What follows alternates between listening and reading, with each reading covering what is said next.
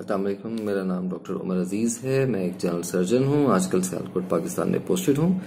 ये video Joy of Urdu के समाजी फासले की मुहिम घर पर रहें और किताब पढ़ें के सिलसिले में बनाई जा रही है।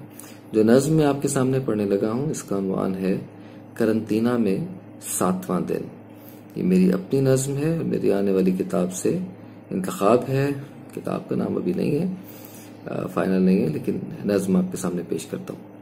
नज़्म कुछ यूं है कि हवाएं बोलती हैं, रोशनी आवाज देती है, खामोशी बोझ रखती है, मनों में या टनों में कह नहीं सकता, मगर ये बोझ सीने पर उतरता है। मैं 1718 सुर्ख ईंटों के कफस में हूं। यहां सर्दी नहीं, लेकिन हवा कुछ सर्द है। पंखा तभी खामोश साकित है। ये दीवारें जो चारों सिमत हैं, अक्सर गले मिलती हैं। इनके बीच में बैठा बदन गल्ले के दाने की तरह पिसता है।